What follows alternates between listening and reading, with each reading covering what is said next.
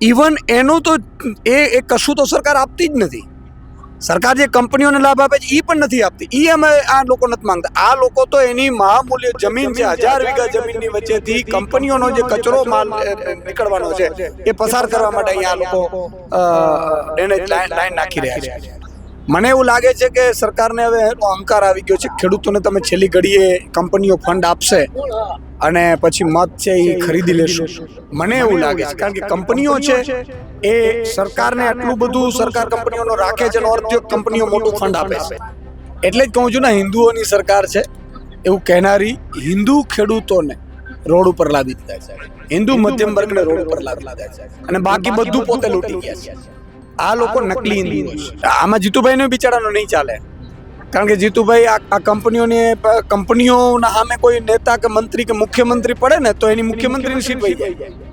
તમે જો આનો સાંસદ અમિતભાઈ શાહ છે, કોઈને એમ નથી કહેતા કે ભાઈ આ ખેડૂતોનો છે ને પછી કે આ પાર્ટીનો આવતા ને પેલી પાર્ટીનો આવતા ને કશું જ કહેતા નથી. અમે અમારી બહુ ક્લિયર કટ છે, ભાજપની સામે લડી શકે છે મજબૂતાઈથી વિધાઉટ સેટિંગ તો આમ આદમી પાર્ટી.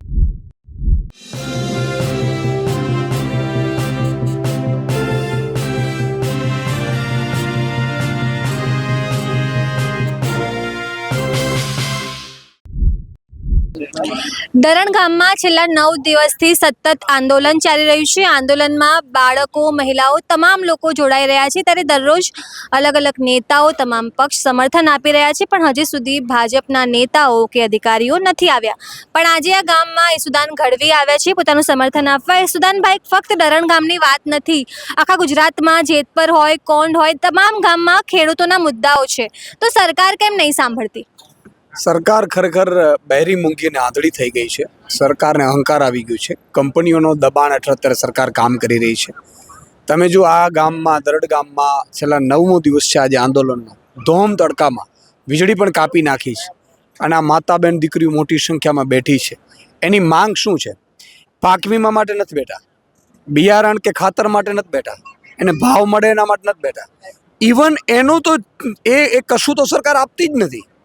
સરકાર જે કંપનીઓને લાભ આપે છે એ પણ નથી આપતી. એ અમે આ લોકો નથી માંગતા. આ લોકો તો એની મહામૂલ્ય જમીન છે, 1000 વીઘા જમીનની વચ્ચેથી કંપનીઓનો જે કચરો માલ નીકળવાનો છે એ પસાર કરવા માટે અહીંયા આ લોકો ડ્રેનેજ લાઈન નાખી રહ્યા છે. બાજુમાંથી નાખી શકે એમ છે, જ્યારે નહેર છે એની બાજુમાં નાખી શકે એમ છે, પણ એ નહીં, ફળદ્રુપ જમીનમાંથી કાઢી નાખે છે. ખેડૂતોને લાભ આપવાની જગ્યાએ ખેડૂતો જીવી રહ્યા છે, નભી રહ્યા છે, એને કેમ ખતમ થાય એ માટેની પ્રજા જ્યારે તૈયારી કરી છે. 9 દિવસ આંદોલન થાય છતાં કોઈ આવે નહીં, ભાજપનો નેતા કે અધિકારીઓ આવે નહીં. આવે તો પોલીસ આ લોકોને જેલમાં નાખી દે, જેલ નાખવા માટે આવે, બાકી ન આવે. એટલે મને લાગે છે કે આટલી તાનાશાહી અંગ્રેજ પણ નહોતા કરતા. સરકાર કંપનીઓનું સાંભળે છે તો આ ખેડૂતોનું કેમ નહીં સાંભળતી? મને એવું લાગે છે કે સરકારને હવે અહંકાર આવી ગયો છે. ખેડૂતોને તમે છેલ્લી ઘડીએ કંપનીઓ ફંડ આપશે અને પછી મત છે એ ખરીદી લેશું, મને એવું લાગે છે. કારણ કે કંપનીઓ છે એ સરકારને આટલું બધું સરકાર કંપનીઓનો રાખે છે, અર્થ કંપનીઓ મોટું ફંડ આપે છે. કંપનીઓ 80% સ્થાનિક રોજગારી નથી આપતી, જીપીએસસીના નિયમો પાલન નથી કરતા, એટલું પ્રદૂષણ કરે છે, ગંદકી કરે છે, ઇવન ટેક્સનું પણ પૂરું નથી આપતા.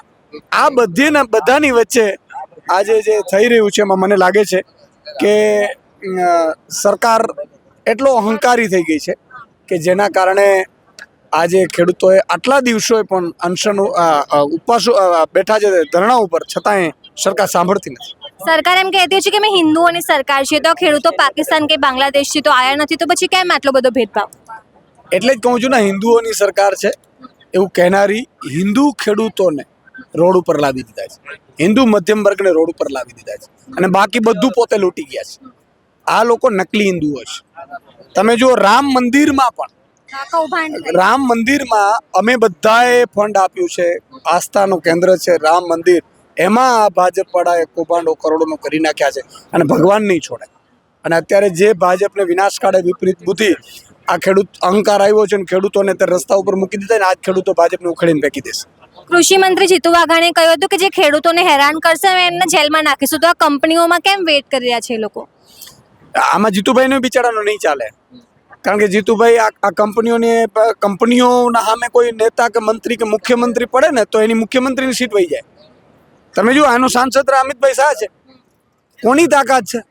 અને અમિતભાઈ શાહની આ મત વિસ્તાર છે એમાં આટલા દિવસથી ખેડૂતો ને માતાબેન દીકરીઓ બેઠી છે, એમને ખબર નહીં પડી હોય?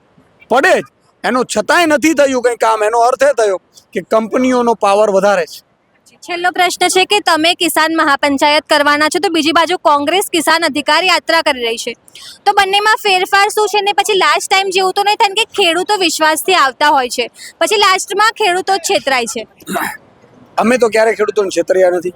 અને અમે જ્યારે કાંઈ પણ કરીએ છીએ ત્યારે અમે બેનર ઉપર કરીએ છીએ આમ આદમી પાર્ટીના. આજે કિસાન મહાપંચાયત, અમે બીજો જે તબક્કો છે અમારો કિસાનોની લડતનો, એમાં બીજા તબક્કામાં અત્યારે સુરેન્દ્રનગરમાં કિસાન મહાપંચાયત કરીએ છીએ, આમ આદમી પાર્ટીના બેનર હેઠળ કરીએ છીએ. અમે કોઈને એમ નથી કહેતા કે ભાઈ આ ખેડૂતોનો છે ને પછી કે આ પાર્ટીનો આવતા ને પેલી પાર્ટીનો આવતા ને એવું કશું જ કહેતા નથી. અમારી બહુ ક્લિયર કટ છે. ભાજપની સામે લડી શકે છે મજબૂતાઈથી વિધાઉટ સેટિંગ તો એ આમ આદમી પાર્ટી છે. ખેડૂતોને ખબર છે. એટલે આજે અમે કરીએ છીએ ને ખેડૂતો માટે જે પણ લડે છે, હું તો એમ કહું છું ભાજપનો ધારાસભ્ય સાંસદ લડે તો એનો અભિનંદન. કોંગ્રેસને પણ લડે ને, હા લડે ને, કોંગ્રેસ પણ લડે તો સારું. હું તો એમ કહું છું ખેડૂતો માટે લડો, પણ મારું કહેવાનું છે કે છેતરાય નહીં ખેડૂતો, એટલું ખાલી ધ્યાન રાખવાનું. તો જેમ તમે અહીંયા હાજર ખેડૂતોની વાત સાંભળી, કેટલાય ખેડૂતો એવા છે જેમણે પોતાની જ જમીનમાં વાવણી કરી હોય કે પાણી નાખ્યું હોય, એમના દીકરાઓને જેલમાં મોકલી દીધા હોય કે પછી પોલીસે પકડી લીધા હોય.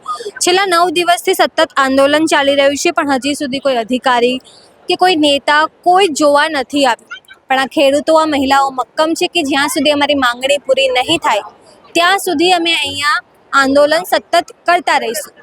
તમે આ વિશે શું વિચારો છો? અમને જરૂરથી કમેન્ટ કરીને જણાવજો. સાણંદથી સહયોગી વૈભવ સાથે નિરાલી મહેરિયા.